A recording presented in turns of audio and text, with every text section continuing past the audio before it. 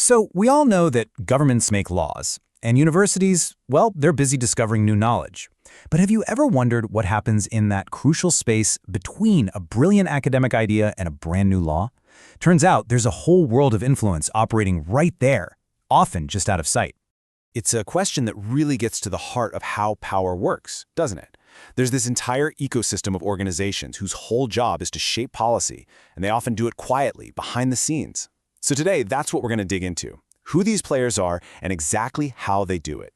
And the answer is the think tank. Yep, at its core, a think tank is a research group, but it's one with a very specific mission: to study big problems and then give actionable advice to people in power.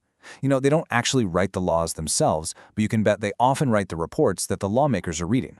And that right there is their superpower. They're translators. They take these huge, complex, sprawling issues. Could be economic theory, could be military strategy, could be climate science, and they distill them down into practical, ready-to-use policy options that a busy government official can actually understand and implement. It also helps to understand what they aren't. A university? Its goal is pure research, knowledge for knowledge's sake, but a think tank's research has to have a real policy application. An NGO might be on the ground delivering services, while a think tank is focused on that high-level strategy. And an advocacy group? They're pushing for one specific answer. A think tank's job, ideally, is to analyze all the different options. So they've carved out this really unique sweet spot for themselves. They're close enough to the fast-paced world of politics to be relevant and timely, but because they're outside the formal government structure, they have the independence to explore ideas that a politician, might not be able to touch. Okay, so how does a simple idea in a report actually become real-world influence? It's not magic. It happens through a really carefully managed process. The best way to picture it is like an idea pipeline. It all starts with deep research and analysis. Then they package all that work into reports and briefs that people can actually read and understand. From there, they use those reports to advise governments directly. They provide expert commentary in the media to help shape the public debate, and they host events to bring all the key players into one room. All right, to make this all a bit more real, let's zoom in on a super high-stakes area where think tanks are incredibly active: the world of security. This is a field where abstract risks have to become tangible policies, and fast. In national security, for instance, think tanks are constantly modeling what might happen next. They're analyzing potential conflicts, advising on military strategy, and are often years ahead of governments when it comes to understanding new threats like cyber warfare. Their whole job is to help officials see around the corner before a crisis hits. And you see this exact same proactive approach in counterterrorism. Instead of just studying attacks after they happen, think tanks are digging into the root causes, things like radicalization. Their research informs everything from new laws to community-based strategies, all aimed at stopping extremism before it can turn violent. And their work is absolutely vital in the global fight against corruption. By tracing illicit financial flows or identifying risks in huge government contracts, they basically provide the blueprint for reforms that make our institutions stronger and protect public money from organized crime. So this all brings us to a really fascinating paradox, right? Think tanks have no formal authority, no legal power whatsoever. So how on earth do they wield so much influence? Well, it's all about shaping the conversation.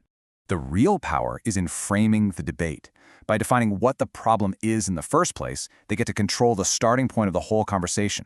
They provide these ready-made solutions for busy officials who don't have time for years of research, and they can even act as a kind of neutral ground where political rivals can meet and talk, outside of the public glare.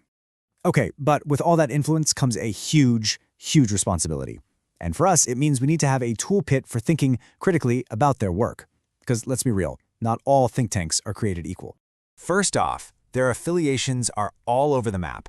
Some are fiercely independent and nonpartisan. Others are directly funded by governments. And many are explicitly tied to a political party or a specific ideology.